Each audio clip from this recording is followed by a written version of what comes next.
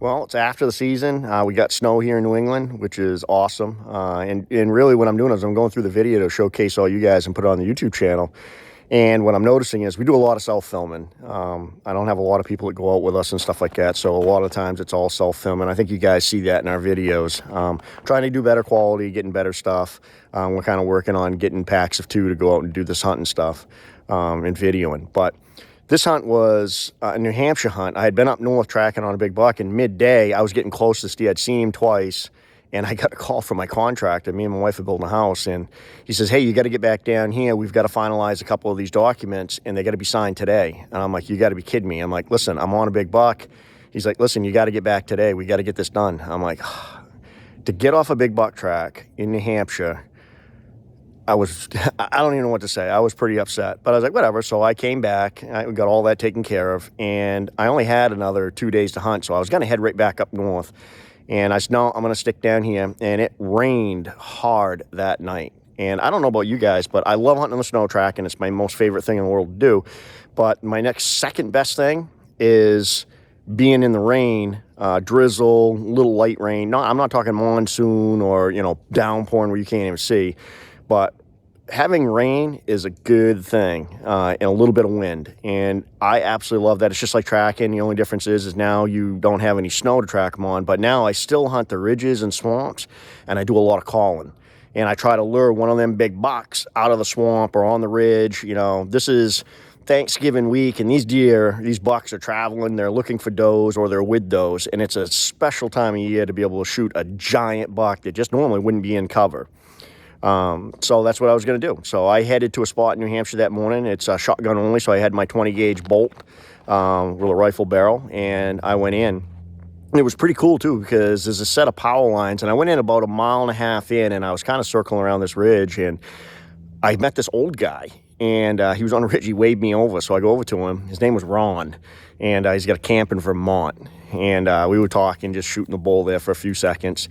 And he was telling me about some of the bucks that he had taken in this area. And one in particular was over 200 pounds, like a 170-inch 10-pointer. He was shocked to see that I was all the way in as far as I was, because he doesn't usually see anybody. And I said, I've hunted this area for several years, and I've taken a few good deer out of here. But it was pretty cool and surreal listening to this guy. He had been hunting there for over 30 years. So anything that I could get out of him for intel on the property was awesome. And he said it's changed a lot since when he first started hunting. We kind of said, hey, good luck. And if you shoot, I'll come up to you. And he said, well, if you shoot, I'll try to find you. I said, well, I'm going deeper in on the property. And I headed out, and I started going in on these ridges, and I came to this pinch point funnel. I call it that. There was 2 swamps on each side of this oak ridge that went down in, and I see a deer take off. And I was like, holy smokes. And I had a doe tag for this area too. I didn't want to shoot a doe that far back, but I seen a doe take off, and so I stopped. I started doing some calling, and I did one sequence. It was a bunch of grunts, tendon grunts, and then a snort wheeze, and nothing. And then I did another snort wheeze. I did a little bit more aggressive. And hard to my left, I see this buck coming out of the swamp, coming up the ridge in these little jack pines. Everything happened so quick, and there was a doe with him that I didn't notice. And the doe, she looked over, she saw me, and she took off running. And as soon as she did, he whirled, like he knew something was up, and he took off. And I picked a hole, got the scope in it, and when I saw him go through it, I fired. And I honestly didn't think I hit him. I wasn't sure. And about 2 seconds later, my buddy Chris Cobbett, he buzzed me on the phone asking what I was up to, where I was. And I told him I just shot at a big buck, and I didn't really know if I'd hit it or not. And I said, listen, I'll give you a call back and see if I can go find him. And so I went looking for sign. And you're going to see in the video the sign that I found. And it was a pretty cool ending. But, it's one of those things, don't give up. After your shot, sometimes you may not see a lot of sign, and you got to push on where they're running in the the leaves and stuff, or if you got to get somebody to get some help or a dog or whatever. But be confident in your shooting skills, and sometimes these deer, they don't react, or they leave a lot of sign on the ground to tell you that, hey, you made a good shot. So that was one of those things I was kind of doubting my shot, and in the end, it was actually a really good shot. So I hope you enjoy this hunt. It's short, but you know, like I said, I was by myself out there. It was raining hard out, so a little drizzle and mist and stuff, you know, it was wet, so I wasn't filming a lot, but what I did film, I'll show you what happened that day and, you know, how far back I was. I ended up that day, after getting that deer, I dragged that deer. By the time I went out to my truck and back to the truck and got my cart and all that stuff, it was 4.2 miles all told together. So it was a long, awesome drag, because never felt so better in all my life, you know, harvesting a big old New Hampshire buck. But check this out, it was pretty cool. I didn't get the shot on tape, but it kind of showcased some of the stuff that I did when I got that big buck. So hope you enjoy. I'm in New Hampshire. I had to come home for some house stuff, building a house. And I just was stalking through these ridges, and I just shot at a big buck. I got some hair. I don't see any blood, but I got hair, so let's see what we see.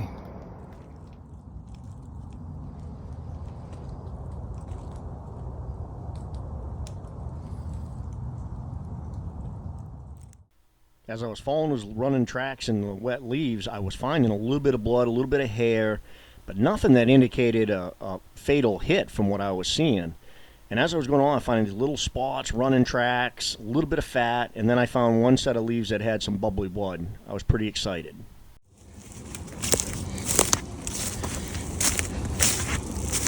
Let's see what they're coming through here. Through here.